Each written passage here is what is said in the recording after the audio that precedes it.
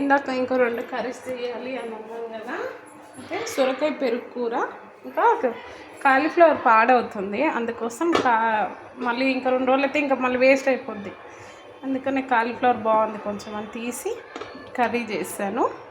ఏం లేదు, తాలింపు వేసి ఉల్లిపాయ ఫ్రై అయిన తర్వాత, తాలింపు అంటే ఏం లేదు, ఆయిల్ వేసి వేడికనే ఉల్లిపాయ ఫ్రై అయిన తర్వాత టమాటా కూడా వేసి కొంచెం సాల్ట్ వేసి, నేను ఆనియన్ ఫస్ట్ వేస్తా కదా, అప్పుడే సాల్ట్ వేస్తా, వాటర్ వచ్చి ఫ్రై అవుతుంది అది అలవాటు అయిపోయింది నాకు.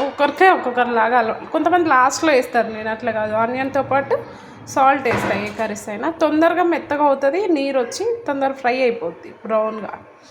కొంచెం బ్రౌన్ అవ్వగానే రెడ్ టమాటాలు ఒక 4 చిన్నవి వేసి, అది కూడా మగ్గిన తర్వాత ఈ చిన్న కట్ చేసి వేడి నీళ్ళలో కడిగేసి కాలీఫ్లవర్ వేసి కొంచెం పసుపు వేసి మూత పెట్టి అది మంచి మగ్గిన తర్వాత కొంచెం కారం వేస్తాను, అంతే. ఇంకా ఏం వాటర్ వేయలేదు. ఆ టమాటా గుజ్జులోనే ఇది ఫ్రై అయింది.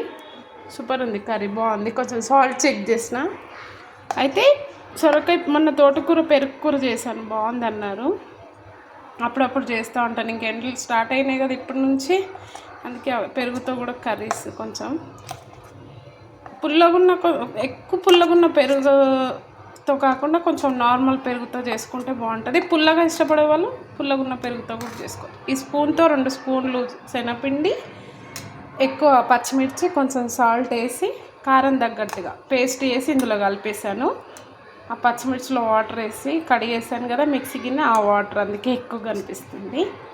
పచ్చిమిర్చి పేస్ట్, సాల్ట్ కొంచెం వేసుకోవాలి పేస్ట్ చేసేటప్పుడు, లేదు అంటే కర్రీ తగ్గట్టు వేసుకోవచ్చు. నేను అన్నాను కదా, అందుకని ఇంకో ముక్కలలో కొంచెం వేసాను.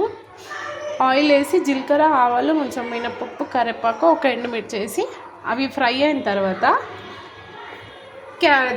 సొరకాయ చిన్న ముక్కలు కోసి వేసాను. ఈ ముక్కలు కొంచెం మెత్తగా ఉడికిన తర్వాత కొన్ని వాటర్ వేసాను, మెత్తగా ఉడకాలి కొంచెం అని. ఈ మెత్తగా ఉడికిన తర్వాత ఇది పోసేస్తాను. ఇది పోసి బాగా తిప్పుతూనే కలుపుతూ ఉండాలి, ఎందుకంటే ఉండలు కట్టకుండా ఉంటుందని. ఒక 2 స్పూన్ల పెరుగు, 2 స్పూన్ల శనగపిండి, కారానికి తగ్గ పచ్చిమిర్చి, కొన్ని వాటర్ వేసి ఇట్లా ఉండలు లేకుండా ఇది తిప్పి కలిపి, అది మగ్గకి ఇది వేసి బాగా ఉడికేదాకా ఒక 5 నిమిషాలు తిప్పి కలుపుకొని కొంచెం గట్టిగా ఉన్నప్పుడు తీసుకోవాలి. విడిగా ఈ కూర ఇలా పెట్టుకొని తినేయచ్చు బౌల్లో. రైస్లో కూడా కొంచెం మన పప్పుచారు ఎక్కువ వేసుకొని తింటాం కదా, అలా తిన్నా సూపర్ ఉంటుంది. ఫుల్కాలో, చపాతీల్లో, జొన్న రొట్టెలో అన్నిట్లో బాగుంటుంది. ట్రై చేయండి, బాగుంటుంది టేస్ట్. మీరేం చేస్తారో కామెంట్ చేసి లైక్ చేయడం మర్చిపోకండి. బాయ్. వంకాయ పచ్చడి అయిపోయింది. ఇదిగో ఈ ఉల్లిపాయ ముక్కలు ఇలా పెద్ద తోలు తీసి అందులో ఇలా పెద్ద కనిపించాలని ఏదో కచ్చాపచ్చగా దంచేసాను అంతే రోట్లో. బాయ్. లైక్ చేయండి, ఛానల్ని ఫాలో చేయండి ప్లీజ్ ఫ్రెండ్స్. బాయ్.